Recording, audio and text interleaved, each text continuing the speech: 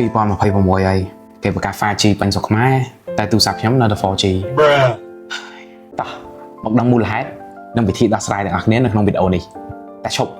មុននឹងយើងចូលទៅដល់វីដេអូពុកម៉ែបងប្អូនទាំងអស់គ្នាសូមកុំភ្លេចចុច Subscribe ឲ្យមេដៃហើយ comment ខាងក្រោមបើពុកម៉ែបងប្អូនទាំងអស់គ្នាមានចម្ងល់អំពី tech អ្វីមួយហើយអញ្ចឹងកុំឲ្យខាតពេលយូរ Let's go ដំបូងបំផុត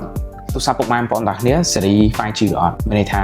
សម្រាប់ទូរស័ព្ទ iPhone បើពុកម៉ែបងប្អូនប្រើចាប់ពី iPhone 12ឡើងទៅមានន័យថាទូរស័ព្ទពុកម៉ែបងប្អូនទាំងអស់គ្នា support 5G បានធម្មតាតែបើ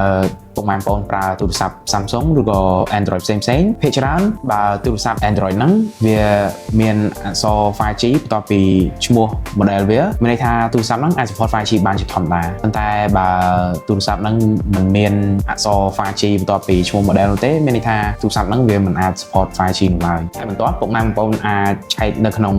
setting របស់ទូរស័ព្ទពុកម៉ែបងប្អូនបានបើសម្រាប់ iPhone ពុកម៉ែបងប្អូនអាចចុចចូលក្នុង setting ចូលទៅកាន់ cellular បន្ទាប់មកទៅ voice and data រួចរើសយកអក្សរ 5G on កុំភ្លេចបិទ low power mode ព្រោះពេលខ្លះវាធ្វើឲ្យទូរស័ព្ទយើងចុះមកត្រឹម 4G ដើម្បីសន្សំថ្មប៉ុន្តែបើទូរស័ព្ទពុកម៉ែបងប្អូនអត់មាន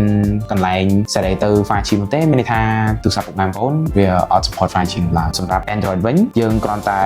ចុចចូល setting មកហើយទៅយើងចុចចូលទៅកាន់ mobile network ហើយទៅយើងចុចចូលទៅកាន់ SIM បើពុកម៉ែបងប្អូនកំពុងតែប្រើប្រាស់ SIM ទី1ចុចចូល SIM ទី1ទៅហើយបន្ទាប់មកពុកម៉ែបងប្អូនចុចចូល preferred network type ចុចចូលហ្នឹងមកហើយរបស់ខ្ញុំចុច preferred 5G ចុងក្រោយនោះគឺ SIM card សម្រាប់ក្រុមហ៊ុនខ្លះតម្រូវការឲ្យពុកម៉ែបងប្អូនបដូរទៅ SIM ថ្មីដើម្បី unlock internet 5G បានបើទស្សនាវីដេអូនេះហើយពុកម៉ែបងប្អូនធ្វើតាមដែលខ្ញុំបានប្រាប់ហើយនៅតែមិនអាចប្រើប្រាស់ internet 5G បាននោះទេពុកម៉ែបងប្អូនគួរទៅកាន់ store របស់ Smart smartphone ហើយ cell card respectively ដើម្បីសួរព័ត៌មានបន្ថែមអំពីបញ្ហារបស់ពុកម៉ែបងប្អូន and yeah this is Seth from Bro Talk Techs. I hope you guys enjoy this video. ហើយពុកម៉ែបងប្អូនទាំងគ្នាសូមកុំភ្លេចចុច subscribe follow ឲ្យមេដៃឲ្យបេះដូងហើយ comment ខាងក្រោមបើពុកម៉ែបងប្អូនមានចម្ងល់ឬក៏សំណួរអ្វីមួយដែលពាក់ព័ន្ធពី tech. Hope you guys stay safe. I'll see you guys in the next one. Bye bye. Peace.